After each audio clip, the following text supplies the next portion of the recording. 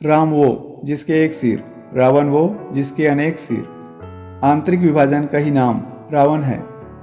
और सत्य के अतिरिक्त, आत्मा के अतिरिक्त जो कुछ भी है वो विभाजित है। जहाँ विभाजन है वहाँ आप चैन नहीं पा सकते। राम का कोई केंद्र ही नहीं है। जो मुक्त आकाश हो गया वही राम है। आकाश का केंद्र आप नहीं बता पाएंगे। आकाश में तो तुम जहाँ हो वहीं पर केंद्र है, अनंत है। रावण वो नहीं जिसके 10 सिर थे।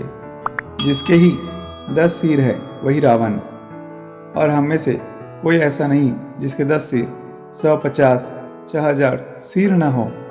10 सिरों का अर्थ है एक ना हो पाना, चित्त का खंडित अवस्था में रहना, मन पर तमाम तरीकों के प्रभावों का होना, और हर प्रभाव एक हस्ती बन जाता है। वो अपनी एक दुनिया बना लेता है। वो एक सिर, एक चेहरा बन जाता है। इसीलिए हम एक सिर नहीं होते। रावण को देखो ना, महाज्ञानी है, पर शिव के सामने जो वो है, क्या वो सीता के सामने है? 10 की संख्या सांकेतिक है। 10 माने 10 ही नहीं, 9 माने भी 10, 8 माने भी 10, 6 माने भी 10 और 6000 माने भी 10। एक से ज़्यादा हुआ नहीं कि 10 अनेक जो ही अलग अलग मौक़ों पर अलग अलग हो जाता हो वही रावण है। मज़ेदार बात यह है कि रावण के 10 सिरों में से एक भी सिर रावण का नहीं है, क्योंकि जिसके 10 सिर होते हैं उसका तो अपना सिर होता ही नहीं। उसके तो 10 सिर प्रकृति के होते हैं, समाज के होते हैं, परिस्थितियों के होते हैं। वो किसी का नहीं हो पाता। जो अपना ही नहीं है, जिसके पास अपना सिर ही नहीं है, वो किसी का क्या हो पाएगा? वो कभी आकर्षण के केंद्र से चल रहा है, कभी वो ज्ञान के केंद्र से चल रहा है, कभी वो घृणा के केंद्र से चल रहा है, कभी लोभ के केंद्र से, कभी संदेह के केंद्र से। जितने भी हमारे केंद्र होते हैं वो सब हमारे रावण होने के द्योतक है।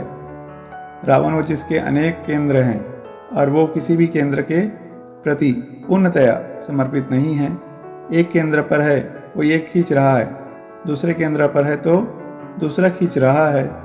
इसी कारण वो केंद्र भटकता है, घर घर भटकता है, मन भटकता है। राम वो जिसका एक सिर। राम का कोई केंद्र ही नहीं है। जो मुक्त आकाश हो गया वही राम है। आकाश का केंद्र आप नहीं बता पाएंगे। आकाश में तो तुम जहाँ पर हो वहीं पर केंद्र है, अनंत है।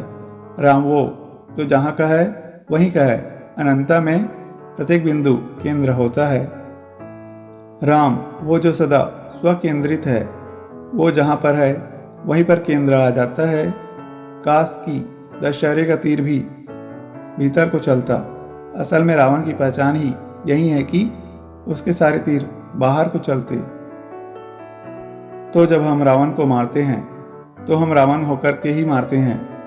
राम तो वो है जो पहले स्वयं मिट गया। जो अभी खुद ना मिटा हो वो रावण को नहीं मिटा पाएगा। रावण के तल पर रावण से बैर करना असंभव है। राम यदि रावण से जीतते आए हैं तो उसकी वजह बस यही है, वो रावण के सामने नहीं, रावण के ऊपर से युद्ध करते हैं। रावण के सामने जो है वो तो रावण से हारेगा। जो रावण तुल्य है ही वो रावण से कैसे जीतेगा? जैसे पहले 10 सिर वाले को हराना हो तो उसे पहले अपना सिर काटाना होगा, जिसका अपना कोई सिर नहीं। अब वो 1000 सिर वाले से जीत लेगा। हम वो है जिनके अपने ही रावण नुमा 1000 सिर है। इसीलिए हमें रावण को मारने में बड़ा मजा आता है और हर साल मारते हैं। मार मार करके हर्षित हो जाते हैं कि मर तो ये सकता नहीं। अमरता के लिए आत्मा होना टेढ़ी खीर।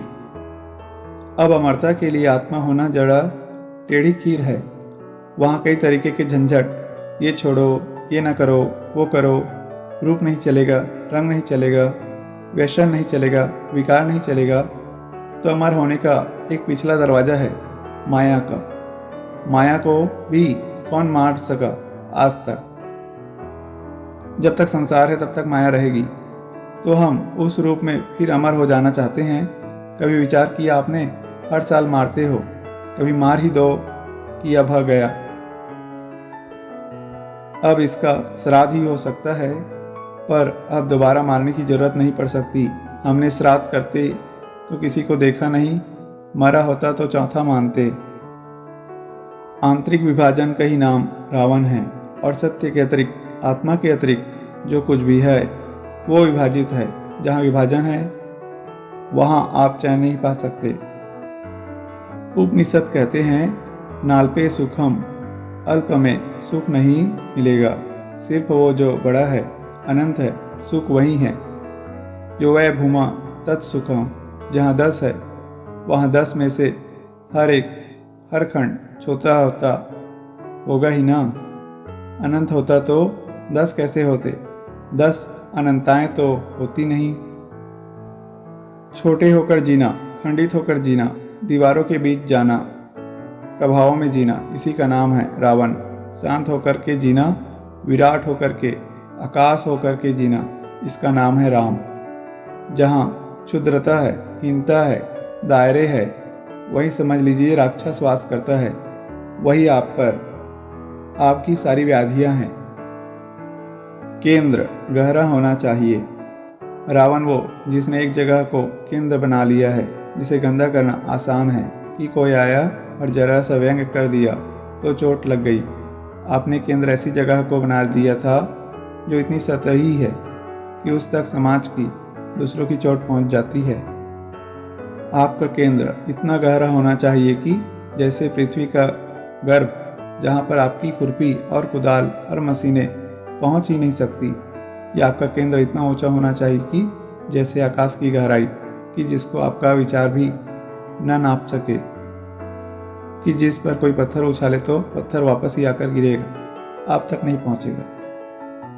आप इतने गहरे बैठे हो कि वहाँ कोई चोट, कोई पत्थर, कोई उल्हाना, कोई उपहास पहुँचती ही नहीं। तुम्हें जो करना है कर लो, तुम्हें जितना परेशान करना है कर लो। तुम मुझे खरोचो, तुम मार सकते हो, तुम मुझे लहूलुहान तो कर सकते हो, पर तुम मेरे केंद्र तक नहीं पहुंच सकते। वो तुम्हारी पहुंच से बहुत दूर है।